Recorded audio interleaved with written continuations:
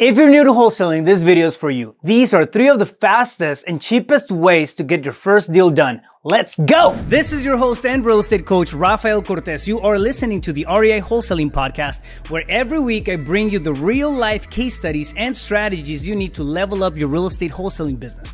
If you haven't done so yet, go to reiwholesaling.com. Again, that's reiwholesaling.com. Sign up and get free access to your Wholesaling 101 course. This free training teaches you step by step everything you need to close your next wholesale deal and start making big money now. What's up? Rafael Cortez here, back on the Wholesaling Business Blueprint. If you're new to wholesaling and you want to get your first deal done fast, these are the top 3 ways of how to go about it, all right? When I started wholesaling 10 years ago, the resources that I'm going to talk about right now were not so readily available, right? When it came down to marketing, everything was expensive, everything was hard to do, the data was not reliable, it was just a lot harder to get your hands on solid sellers. Granted, the market wasn't as busy with wholesalers as it is now, but the opportunity to get to sellers was also challenging. So there was a give and take, right? It's almost like, pick your poison, type of deal. But now fast forward 10 years, there's a lot more resources. There's a lot more data banks and more solid information than there used to be back then. So just to give you a little bit of perspective, back then it was direct mail all the way, which is expensive. Door knocking was another way to do it. However, it was usually done the wrong way because of the data and the quality of the information that we got. And then the third one, PPC, pay-per-click. That's when pay-per-click started getting popular. But it also became one of those things that got, radically expensive right out of the gate. So if you were starting off, all those things were pretty much off limits, but that's the past. Now understand that most new wholesalers fail at this because they don't know where to start. It's not what happened after they had a seller. It's not what happened after, they're trying to sell a deal. It's not that. It's just they don't know where to start. And after a month or 2 of just, kind of running around like, chickens with their heads cut off, they just give up.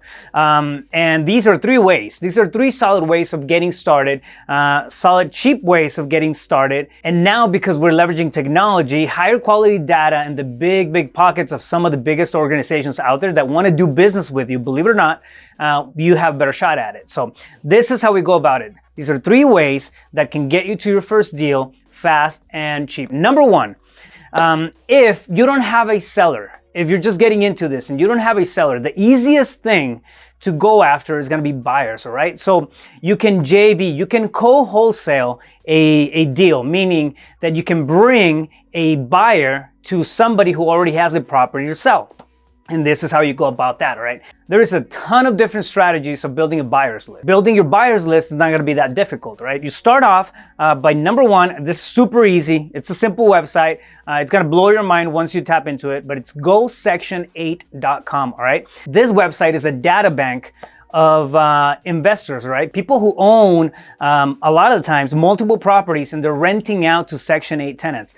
All right, so crazy thing, you log in, you put your city, whatever your market is, you go in there and then you start, clicking on the properties that pop up on there. On the side, you're actually gonna see a name and a phone number for whoever owns that property. They're the landlord, right? More often than not, it's the landlords managing their own property. Sometimes you're gonna come across property management companies and stuff like that, but more often than not, it's gonna be a landlord with a phone number, right? So gosection8.com, that's where you can start to build your buyers list. And what you do is you pick up that number, you call that landlord, and you ask them if they're on the lookout for additional properties. All right, so now you have somebody who's interested. And believe me, if you go through 20, 30 of these numbers, you're gonna get some buyers out of that. So go section8.com. It's a great strategy, free strategy to start building your buyers list in your area. The second one is gonna be going into your real estate investor associations, right? So look up, Google real estate investor associations in your area, in your market, and then start showing up to those. They usually have a segment that's needs and wants. And then you have people who are end buyers, you have wholesalers there, you have hard money lenders, you have all kinds of connections on there. You can start building your power team from that space. But the cool thing is that whenever they start talking about needs and wants, those people who are looking to fix properties will raise their hand. They'll say, I need a property. It's a 3-bed, 2-bath in this certain area. Now you go talk to that person. You tell them, hey, listen, can I add you to my buyers list? So whenever we get properties like this, I can push them over to you and you get, first dibs into it. That's another way to start building your buyers list. There's 15 or 20 other strategies to build your buyers list. I just want to cover these 3 right now. The third one is going to be Facebook groups.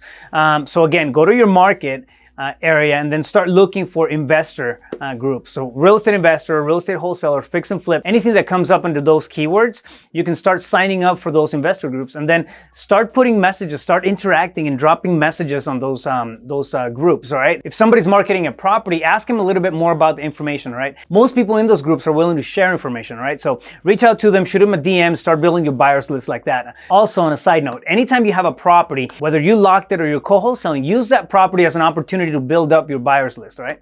So, again, going back to the Facebook groups, ask for information, ask to be put on their buyers list, and sign up to every single wholesalers list that you can get on, right? Right now at the beginning, what you're looking for is a funnel of properties. When you have a funnel of properties coming into you in your inbox, you get to see what other people are locking, right? So now you're building your buyers list on one side, and then you're getting properties from other wholesalers. What happens is that if you have something that's a match for one of your buyers, you go to that wholesaler and you offer up to JV, joint venture partnership. All right, so you aim for a JV with a 50-50 split, meaning that if you bring the buyer for that wholesaler, you both split the profits 50-50, or you can, have an agreement there. But that's what you do. That's how you get to that first deal. And it doesn't really take you anything other than elbow grease. You're doing some networking, you're doing some research on the Facebook groups, and you're going on to websites to pull together a buyer's list, right? Yeah, you do have to pick up the phone and have conversations with people, and that's just part of the process, all right? So whenever you have, 20, 30 buyers in your list, you can start reaching out to other wholesalers and ask them to send you your properties for JV opportunities.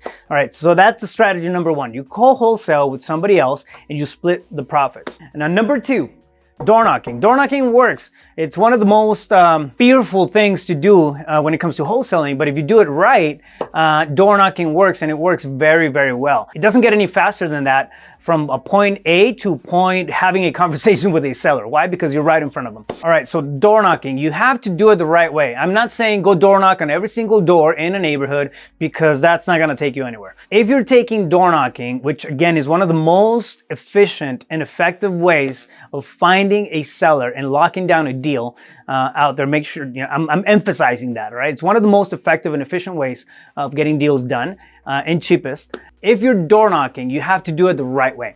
All right. And what I mean by that is this. You want to, anytime you go door knocking, you want to do at least 25 properties, right? And you want to do it the right way. So what you're going to do is you're going to reach out to your title company. You're going to get plugged in with a title company, and you're going to ask them for lists, all right, for seller lists. You're going to tell them that you're having a marketing campaign in the area, and then you're going to request specific areas, and you need seller information. They have access to databases. They buy databases, all right? So they'll give you lists of people with specific niches. For example, they can pull up a absentee owner list. They can pull up a high equity list and give you that list. Sometimes they'll come with the phone numbers on them. Actually, most of the time, the quality of the phone numbers is not going to be that great, so you want to skip trace them. But for the purpose of door knocking, you can ask them for a pre-foreclosure list, all right? Ask them for a pre-foreclosure list, and then look at all those properties. These are people who are being served a pre-foreclosure notice, all right? So they're behind on their payments, and now they have a certain amount of time to catch up. Either that or the property goes back to the bank and the pre-foreclosure process happens. Depending on what state you're in, the regulations are different, but the principles, as you approach the title agency are the same. So reach out to your title agency, ask them to give you a list of pre-foreclosure properties or records, and then you see those property addresses and you make a list. You want to hit at least 25. Anytime you go door knocking, you want to hit at least 25 properties every time you're out, all right? Aim for 25. If you have conversations with them, you may not get to the 25, which is a good thing because now you have solid leads, all right? But you want to aim for 25 and build out your routes, all right? Don't go around just, like a crazy person driving all over the place. Just build routes, be methodical about it, hit 25 of those. Another list that you can ask them for is going to be the 60-day lates list. Okay, so these are people who are 60-day late on their mortgage. They're not in pre-foreclosure yet, but they're well on their tracks. The distress is definitely there. All right, so that's another list that you can tap into. You can also go to the city and then get code violation lists. Also look at the property addresses and then create routes after that. But if you're door knocking, you want to do it the right way, right? You want to be methodical about the addresses that you're hitting. And you want to be, methodical about the routes. A couple of great strategies on door knocking. You can have a binder next to you. Just have a pre-written letter of, hey, listen, I'm interested in buying your property, or I would like to talk to you about a property. It can be a letter. It can be a post-it note where you actually, if you don't have an answer at the door, you can put that on their door. And then, leave your phone number on there. Hopefully they'll reach back out, right? But now you planted a seed for a conversation that you can follow up with. So that's another great way to do it. If you go door knock and they don't open the door, it doesn't mean that nothing happened, right? You leave a note behind. Now you planted that one seed for future follow-up, right?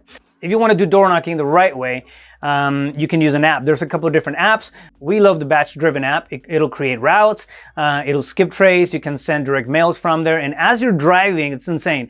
But as you're driving the neighborhood, you can look at your phone, then see where the app is at, and it'll map out your routes. It'll map out exactly where you're at. It'll give you property information on the people in there. It's insane. And the app is batch-driven. We'll drop the links on the show notes below. Number 3. Cold calling, all right? Cold calling is a great way to reach a massive amount of people in a short time, especially if you're using strategies like a power dialer, that sort of stuff. There's gonna be a lot of rejection. Here in cold calling, the magic is in the volume, all right? The magic is in the number of people that you're reaching out to. But again, you do the same thing. You can go to title and you can ask for all the typical lists, right? If you go to your title agency and you tell them, hey, listen, I need a absentee owner list. I need a high equity list. I need vacant. Sometimes they'll have vacant property lists. And then what they'll do is they'll put you on that drip and start sending you on a regular basis a list via email of the properties that match that description. Now, what you do is you take those and you're gonna have to skip trace, right? So this one costs a little bit in the dialer and then on the skip tracing.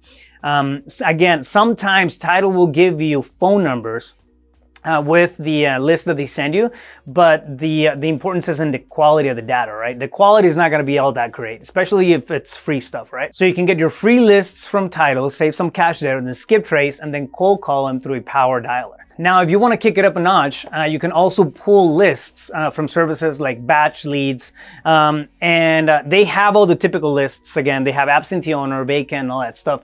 But you can actually map out a whole area and then pull lists of the cash buyers in the area, vacant properties in the area, tax delinquents, tired landlords. It's insane how they get the tired landlords one, but it's a lot of good, high quality information in one single place, right? So you can pull a list, you skip trace, and then you put them up on your power dialer, and you start prospecting that way via cold calling, all right? So these are 3 fast and cheap ways to get your first deal.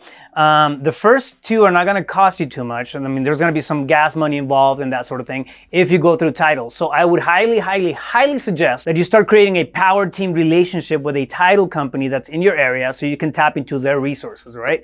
If you want to find out more about how to do this and how to put it all together, we have the whole breakdown of this and a lot more in the Wholesaling Business Blueprint. For that, go to the Wholesaling Inc. website /WBB. Again, wholesalinginc.com /WBB. And then sign up for a conversation. All right, so that's how we break that stuff down. These are 3 ways where you can start tapping into some deals out there, right? The first one, again, it's going to be via co-wholesaling. The second one is going to be door knocking. It takes a little bit of a thicker skin to get to that point, but it works. It's one of the most effective ways to get deals done. And the third one is going to be cold calling, where you're reaching out to the masses and it's more of a volume play as opposed to this laser targeted, type of one-off approach. At the end of the day, quality matters, all right? So if you're pulling data, make sure that you're pulling it from the right spot. In my business, I use batch services all day long.